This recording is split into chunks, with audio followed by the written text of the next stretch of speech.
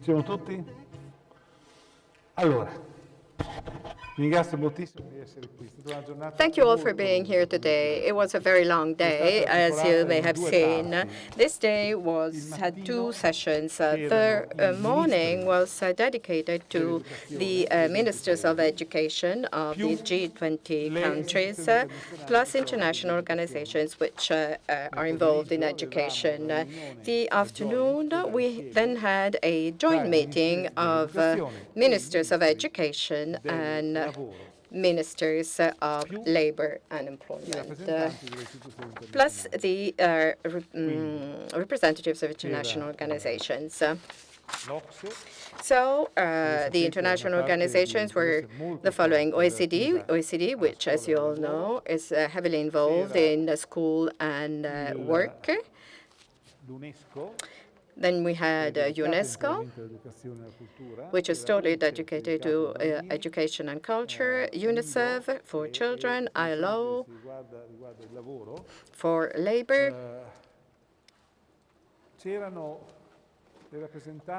And then we also had the representatives of major areas such. Oh, and by the way, we also had the representative of the World Bank, which is working very hard on this. And then we had the representatives of African regions, and then so we had the African Union, and we also had NEPAD, and then ASEAN. And then we had all the representative countries. And what came out very clearly in the morning session, and which is included in the joint declaration, which has been heading out of you, that is the following: that after COVID-19, investing in education is the main instrument to overcome the crisis.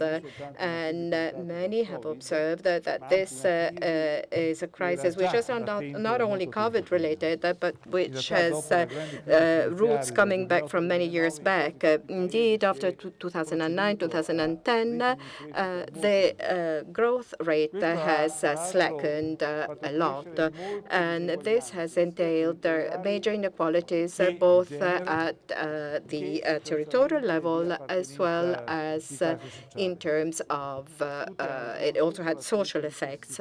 And so the need was felt by all to invest in education by trying to bridge this gap between the various territorial areas.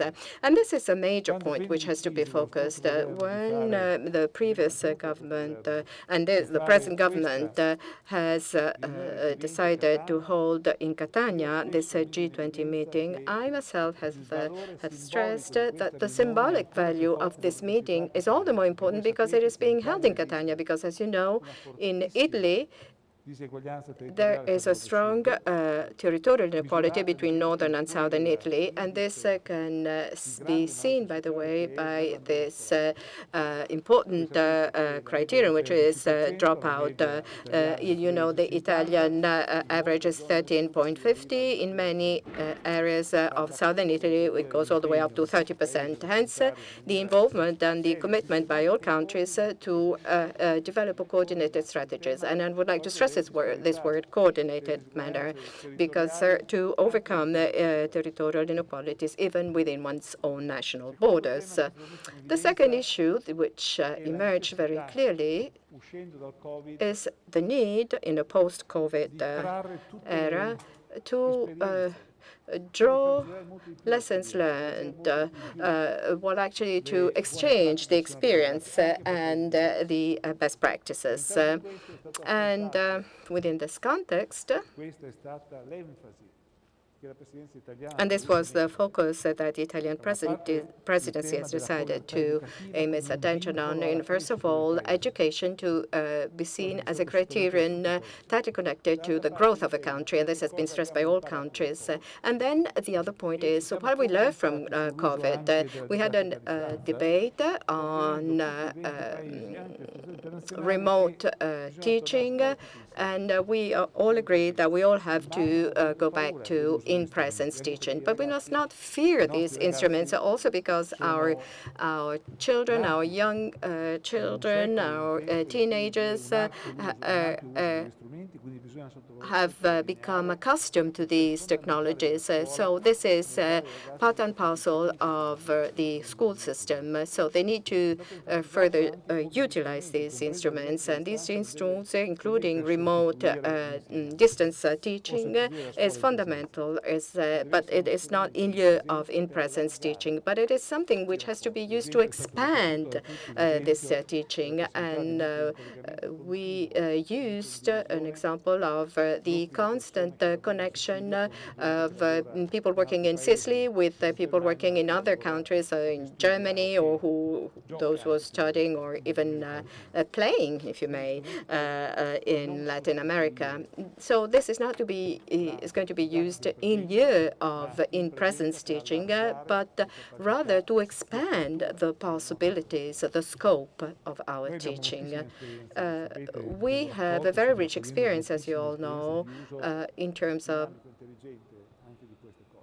dynamic and smart systems to use all this. So, of course, we having stressed the need to improve the training of our teachers and developing new ways of teaching, to do something on top of the conventional teaching system. And then this was for the morning session. In the afternoon, we've talked about transition, the work to the school to work transition, which goes through the different ways. Then we have the German dual system, which is the one which has been most successful in coping with the COVID-19. What do we mean by this? That basically you can better develop this transition from school to work. But let me add that work in and of itself has changed today. Many jobs today still are not clearly defined, and therefore we need to develop a number of instruments also to accompany this change in the working environment. So we had ministers of education and ministers of labor and employment, and we see that all countries are sharing the same experiences. So on the one hand, we want to have safer occupational conditions, but at the same time, we have to accompany this change of work, and how can we guarantee occupational safety? So we have come up with a unanimously approved joint statement, and we have stressed that European countries as a whole who have developed the next generation plan are all now transitioning towards the application phase. Today, Prime Minister Mario Draghi has signed up with von der Leyen the final approval by the European Commission of our National Recovery Plan, which we're talking about 1.5 billion euros. So basically, bridging the gap between the various territorial areas. So we have strongly stressed the need to coordinate policies. We have also stressed that these policies also have to be focused on the instruments, and therefore educational platforms, database management, and the development of new technologies such as AI, which are changing also the way we're going to do our work. So this is, in a nutshell, what we've been talking about. You have been given the joint statement, and let me also add this is another point which has clearly emerged, and that is all countries from Argentina to China, from Germany to African countries are all converging towards this fact, i.e. the need to increase investment in education, point to develop models of transition from school to work, wherein We also have to develop job placement programs, but also having the possibility already in the first initial phase of job placement being supported by lifelong learning training. So these are mainly the highlights of today's meeting, but basically we globally share these problems. Bene.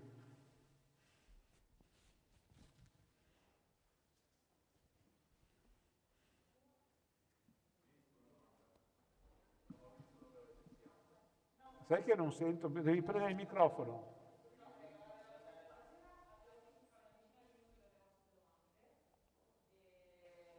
E chiedo al Video di Sicilia che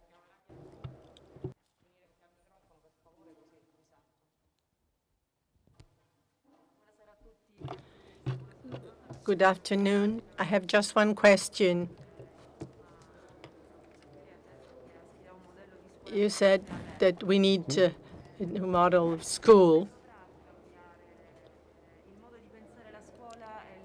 We have to change our way of mind and how we have to think about school. All the governments have shared this view. COVID emphasized the central role played by the school, which was sort of taken for granted as a system. We've all emphasized that there is a need to reconsider educational pathways that must highlight the skills which are closely related to our being together, living together, not just more mathematics, more science, but more sharing at laboratory level, in the possibility of sharing experiences. And there was a great deal of emphasis on educational areas and spaces. We talked about schools and how schools have been designed. If a school is a closed space, it has a major limitation in terms of using new instruments by teachers, and also the possibility for young people to be involved in common work. We placed a great deal of emphasis on the role of music and sports activity, and it's important that children can share community spaces. And I think this is something that came out very clearly as something that we all share as a view. And now Repubblica, it's a daily. I can't hear.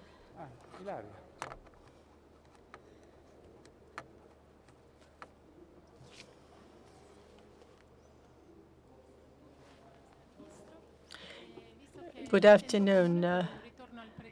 The common purpose is that we should go back to school in presence in the classrooms.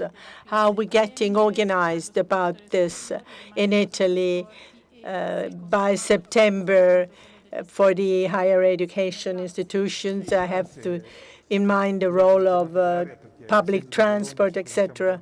Well, I called you by your name because I've known you for a lifetime, as you are from Bologna. We have been working on getting organized for a long time. There are tens of thousands of people that have been working to try and bring the children back to a classroom in presence.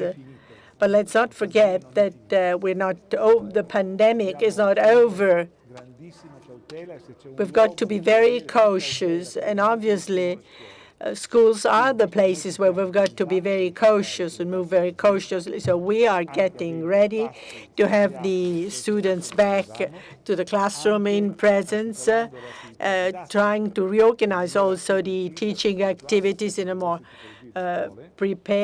precise manner according to different types of school. I do feel that we have to emphasize that we need to be very cautious.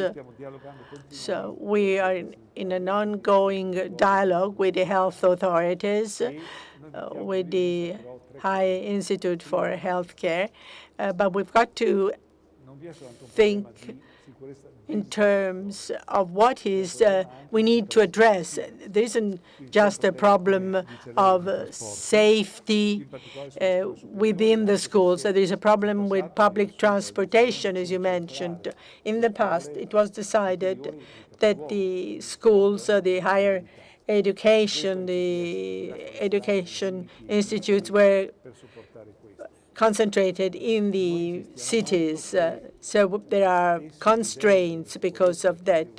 We keep saying that the criteria for safety and security, which must inspire us in the schools, must apply also to the areas around the schools. We've also seen that the virus that knows no borders. So we've got to be very careful and cautious, but all the countries around Italy must be in a position to guarantee safety and security. Insofar as we are concerned, we have started working on this since February to guarantee the safety in the schools, outside the schools, and also we worked on how to organize the schools in the territory, on the territory, in a more articulate manner. For younger children, well, younger children will be sent back to school for a long time now, because we had broader number of classrooms. We have had clear indications of what happened in individual schools in specific areas of the regions and of the country. So we've got to keep a very close eye and monitor what is happening in schools. But we should start with a school that must be more broadly distributed in the region or in the area. We have in charge of supervision of schools in areas where we are sort of autonomous, whilst the health care authorities are the ones that give us specific prescriptions and specific rules that we have to comply with. A colleague from Orizzonte Scuola.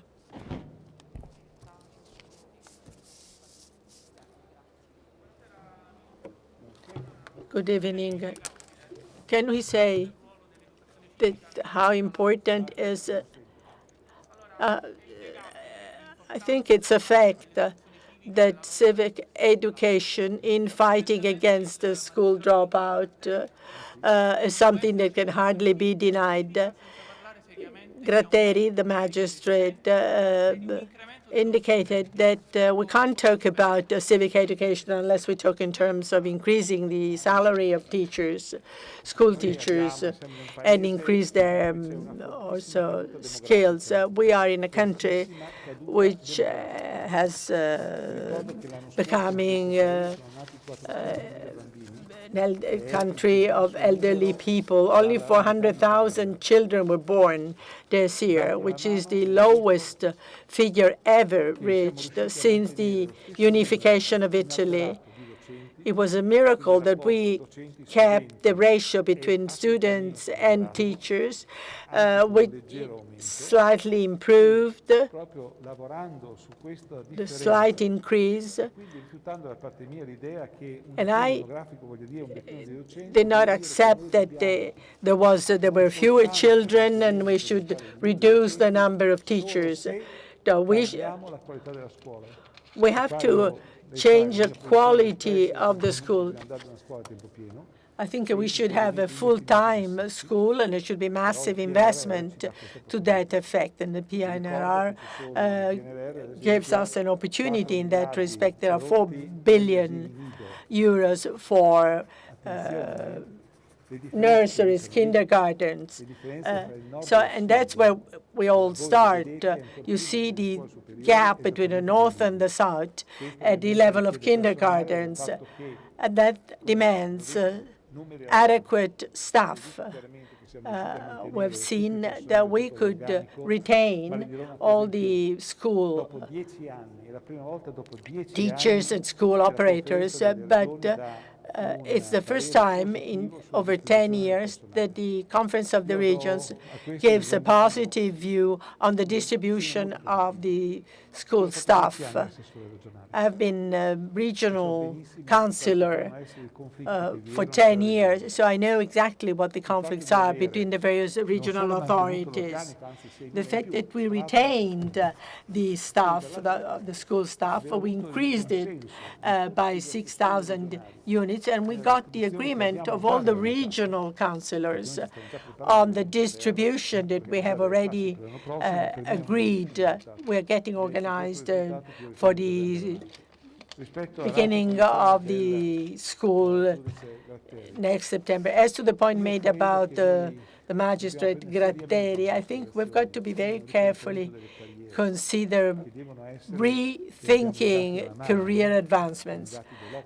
This is something that OECD has been talking about. The Italian teachers are paid less than their counterparts in other countries, and also the sort of the higher level in the schools. We should sort of reflect that this is OECD figures and data, and I bear this in mind very clearly, and I share the idea that not only we should provide dignity to the teachers, but also the strength that they need. As well, teachers have a very crucial role to deal with the two aspects that we have been discussing. Well, for a long time, people felt that equality and development were two sort of terms which were in opposition. Well, we've now recognized that growth is based on the principle of equality and dignity. So we want teachers that feel that civic education is not just to know the fundamental articles of our Constitution, which are the core and life of our country. Civic education means that you've got to become familiar with the situation of the area where you live. So civic education means to grow and increase your character skills and the possibility of creating communities. So Judge Gratteri has raised the point which is part and parcel of international debate. Prego. Basta che la faccia a voce alta perché visibilmente alla sera ho delle difficoltà. Sul tema della diseguaglianza territoriale. Talking about territorial inequality, there is a risk and opportunity. The risk is the following, that the good intentions of this G20 be just virtual intention that will not be translated. 500 meters from here, the dropout rate is between 25 and 30%. And the use of public transport is extremely low. And the opportunity is exactly what you were referring to: 1.5 billion for the recovery plan. So this is over, the meeting is over. How are you going to effectively be using this 1.5 billion? Well, I can tell you how we just started spending this money, because you're not waiting for the go-ahead from Brussels.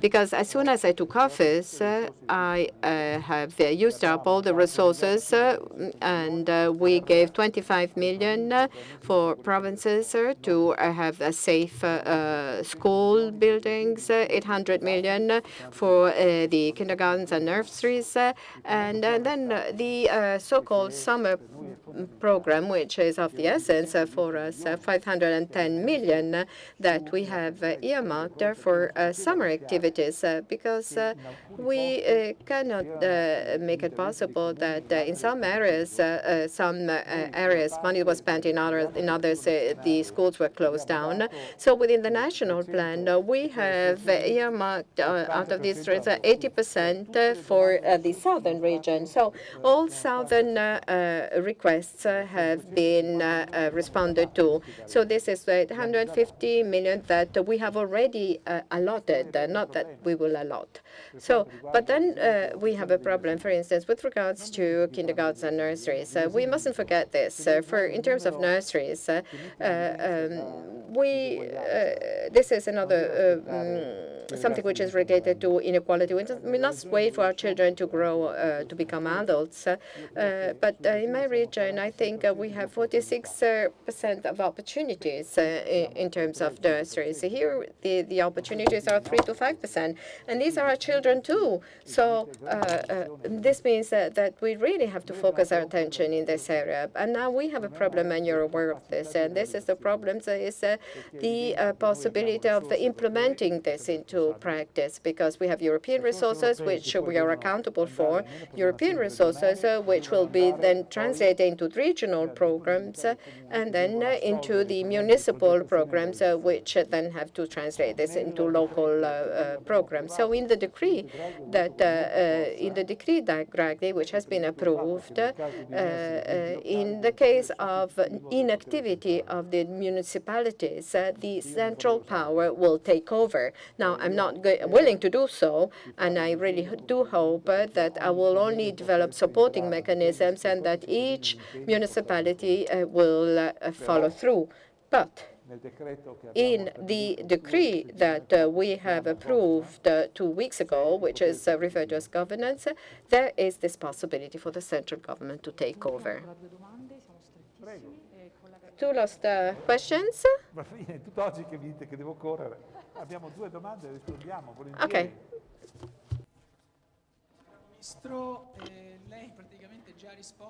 Your Excellency, you basically have already answered to my questions. The 13.5% of school dropout with peaks of even in excess of 30%. Now, with the pandemic, I'm not sure whether you've talked about this during today's meeting. Unfortunately, these data have slightly increased. So in higher education, so for students around 15, 16 years of age, we have an increasing school dropout rate. So in an area such as this one, in Catania, how can we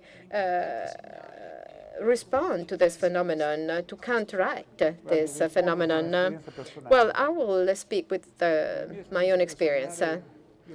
Now, in my own experience, I know that the answer is professional training. In other way, basically providing specific training programs which would give opportunities to students. Now, unfortunately, this is a very sensitive issue because regrettably, in some areas of Italy, this professional training is a very sensitive issue. So, and this is something which is not only provided by local entities, but also schools must be in a position to provide this program. So, not only the 5-year course, but also a 3-year course, which can basically give a diploma to the student saying, okay, you have completed a course on this specific issue. Now, I think that, well, by developing this mechanism, I must say that in some areas of Italy, we had very positive results. Yet the very first step is to study very thoroughly the school dropout rate, because this is something that we really have to follow very carefully. really. Well, not only do we need financial resources, but also resources in terms of educational training and professional training.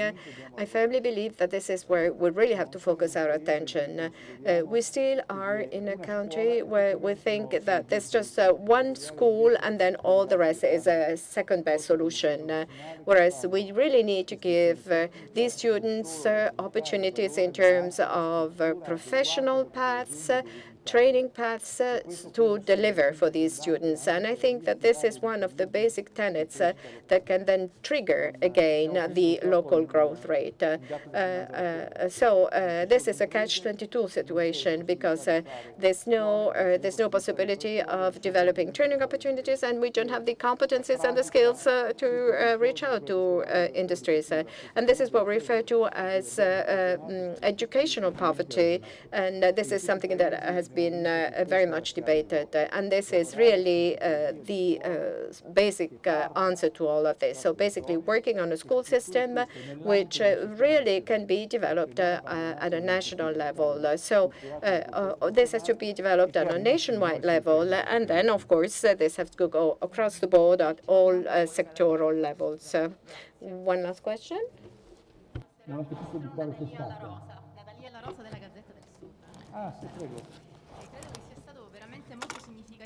I think that it was very important to combine themes concerning education with work because, well, for people who attend higher education institutions are very concerned with being ready and prepared for work. How can you guarantee that such requirements in terms of training and education are met? The instrument of PCTO, was it a useful instrument? How will the young people sort of come about in terms of having access to the labor sector? Well, the risk that we see is that you think that everything won't change forever. You do something, you have a school, and you keep it that way forever. Well, but that's not true because everything is changing, so much so that many of the jobs that the children and the students are being prepared to carry out will no longer exist as such, will disappear at some point.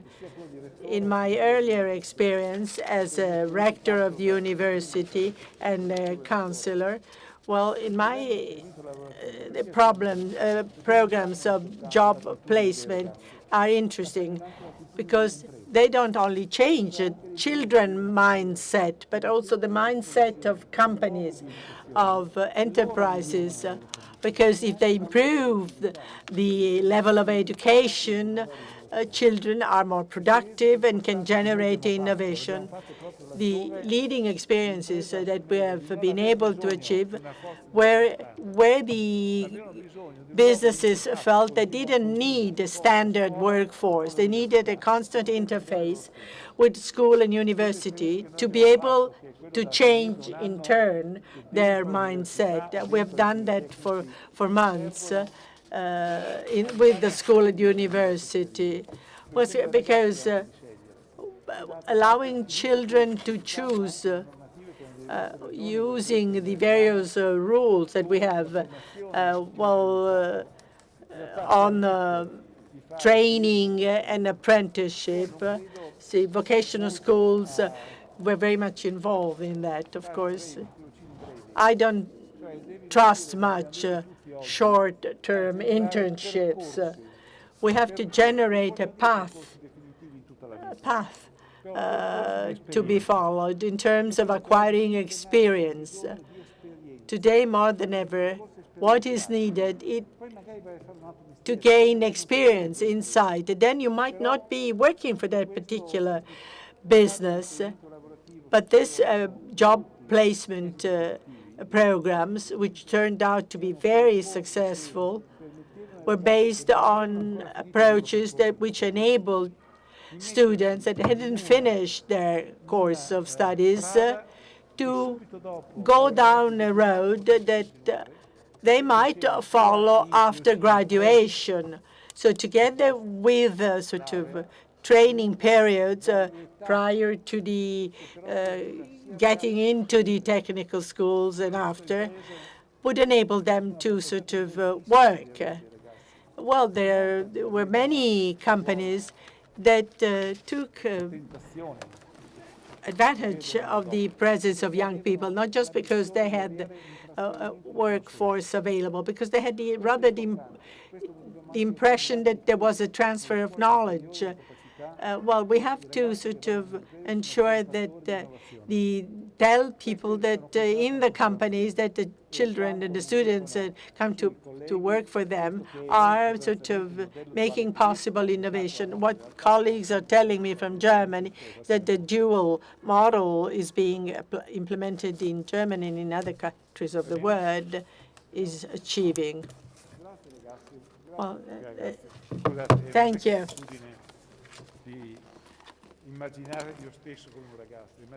I keep saying thank you, boys and girls. So anyway.